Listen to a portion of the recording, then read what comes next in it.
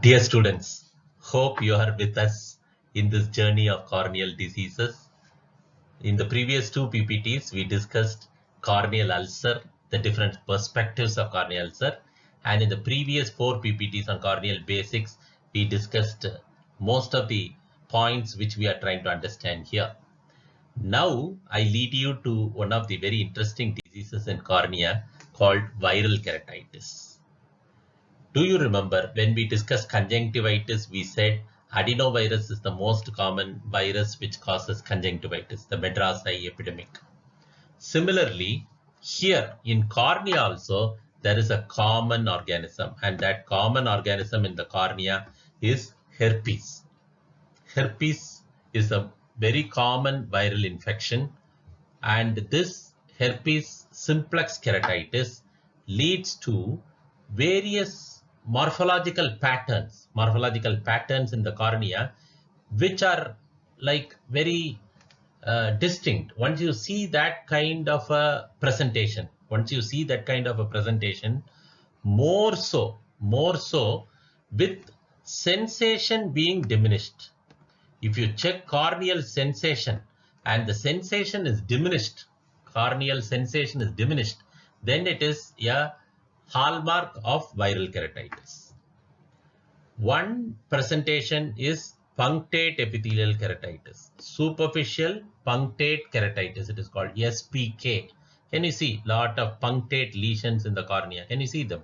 And these punctate lesions in the cornea are like if you go and touch it with a cotton wisp, the sensation will be very diminished.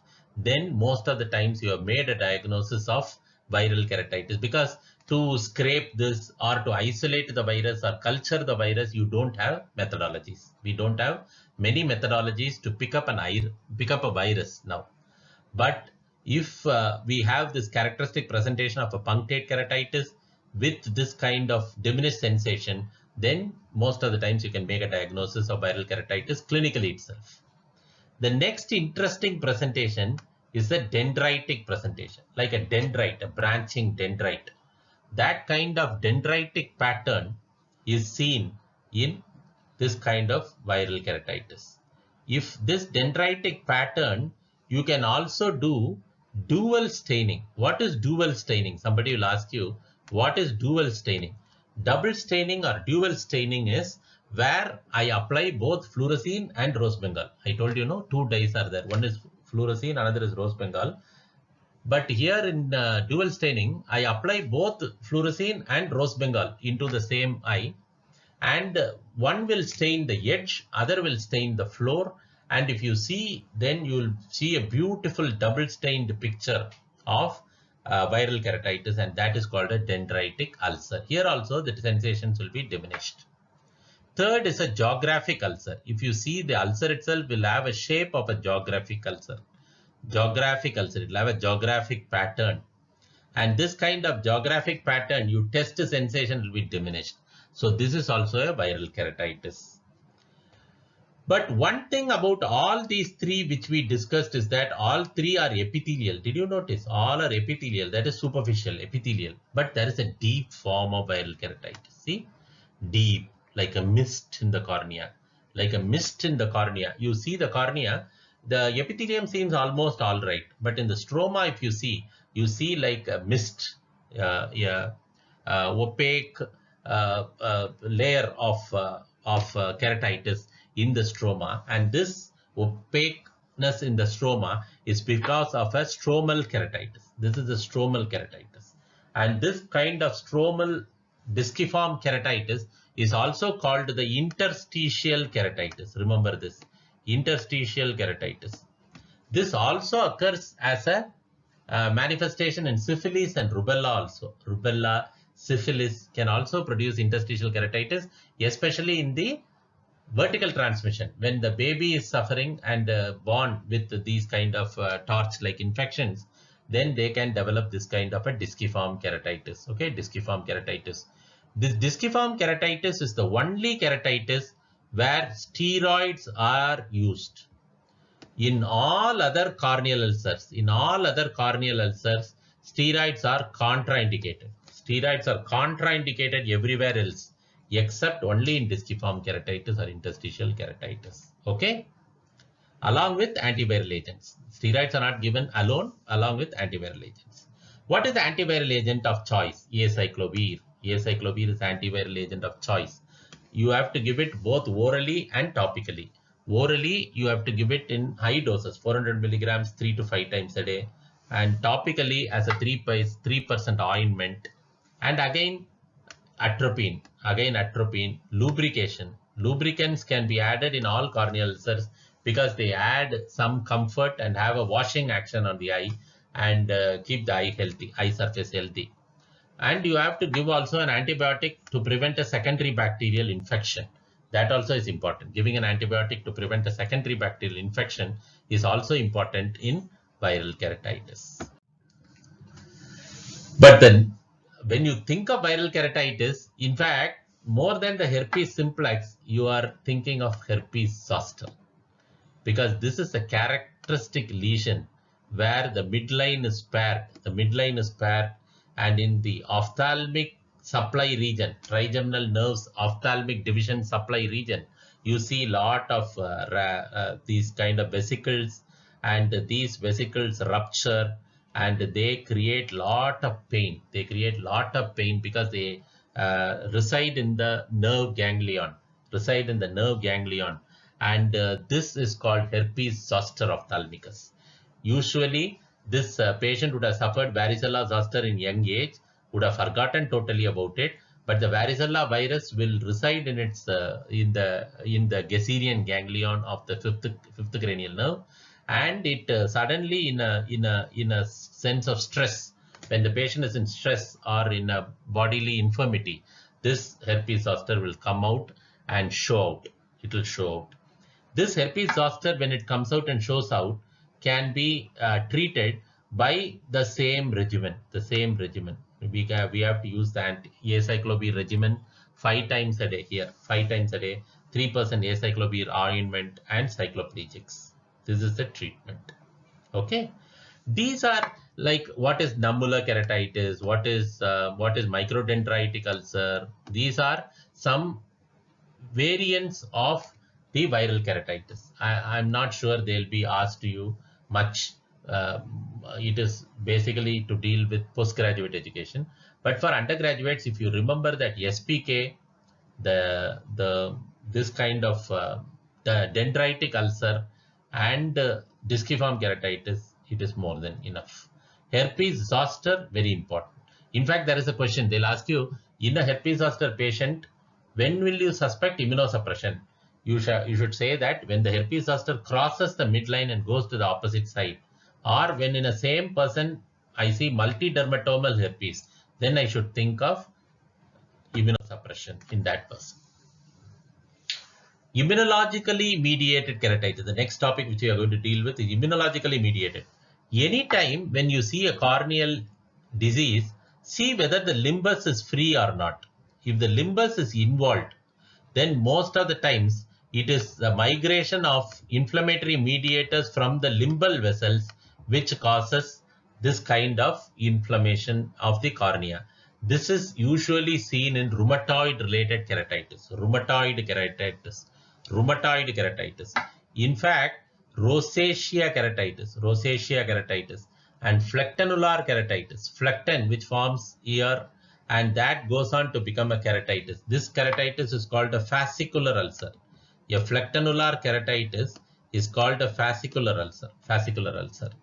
These kind of keratitis can form in immunologically mediated states. Okay, immunological mediated states. In fact, one of the treatment here is to do a peritomy. You go surgically disinsert this conjunctiva and cauterize that area and see to that the limbal blood vessels are disconnected from the limbus.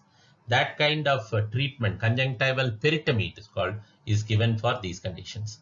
One another interesting corneal ulcer, which is also immunologically mediated, not infective, is Murren's ulcer. Murren's ulcer, can you see the gutter? Can you see a corneal ulcer which has deepened, like as if you have cut it with a knife, as if there is a knife cut? You can see a gutter. But here the epithelium is intact only. The stroma only is necrosing and the gutter is developing. And this kind of corneal ulcer is called a Moorens ulcer. It usually happens in old age. It is called Moorens ulcer. And here also the conjunctival peritomy treatment is given, and lot of anti-inflammatory drugs are given. These are not infective, please remember. They are not equal to corneal ulcer, which we discussed previously, like bacterial, acanthamoeba, fungus. It's not so. This is immunologically mediated corneal ulcer. Next questions, especially the 2-mark questions in cornea, will deal with certain proper names. We'll see each proper name and see what it is. Arcus senilis. I'm sure all of you know what arcus senilis is. Arcus senilis is the white line seen in the seen just away from the limbus in the peripheral cornea, especially in old age. What if it is seen in young age? It is called arcus juvenalis. What do you think arcus juvenalis person is suffering from? He is suffering from hyperlipidemia. So you test him for hyperlipidemia. Then the next important of the many there are many here. Moorens ulcer we have discussed. We have discussed spheroidal degeneration. Spheroidal degeneration is where the cornea just degenerates because of excessive exposure to ultraviolet light. The cornea slowly degenerates. These kind of degenerations are basically seen in sick cornea. The cornea is diseased because of some reason and slowly goes for degeneration. In that kind of degeneration, the most commonly questioned degeneration is band keratopathy. What is band keratopathy? Band keratopathy happens in cornea which is sick. Or a child is having iridocyclitis for a long time, especially the juvenile rheumatoid arthritis related iridocyclitis. In those children, you will have a cornea which has calcium deposited over it, and that is called band keratopathy. So that kind of calcium, you can remove it with a chelating agent for calcium, EDTA. EDTA is a chelating agent for calcium that can be used to remove this calcium. So these are the corneal degenerations which are normally seen in us. I have given you diagrams of them. Arcus senilis is very obvious.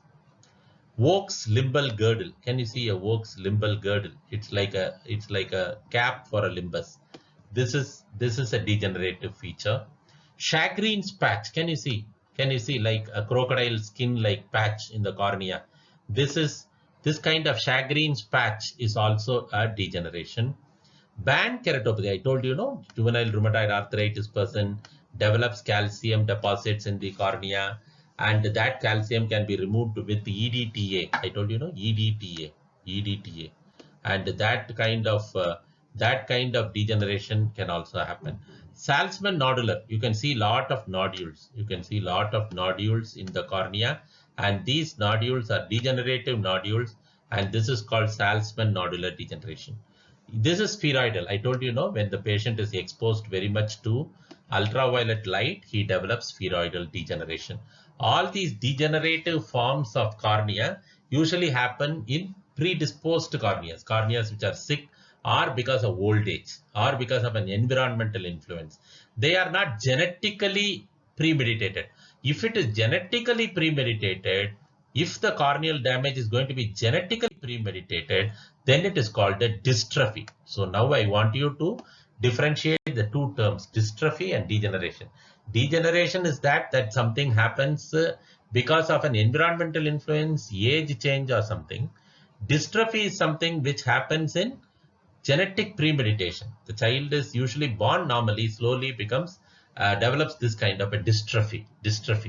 And there are lot of dystrophies in the cornea. They make an interesting read. I'll give it to you as a homework. If you are interested, these are all nice to know areas. If you are interested, you can read through these kind of dystrophies which are seen in the cornea. These kind of dystrophies, of which the usually questioned dystrophy is a Fuchs endothelial dystrophy. Fuchs endothelial dystrophy is a dangerous dystrophy because Because the endothelium is dystrophied, the child will slowly go for blindness. We told no, the endothelium is a very sensitive and a very crucial layer. So if it is dystrophied, it is going to lead to blindness. But even if you forget all these dystrophies, you cannot afford to forget the king of all dystrophies in the cornea, and that is keratoconus. Keratoconus is the most important dystrophy, which I want you to very thoroughly understand and remember that we will spend some time with in our next PPT. Please revise this PPT. It's loaded with a lot of information. Go through it once more and be prepared for understanding the next PPT, keratoconus.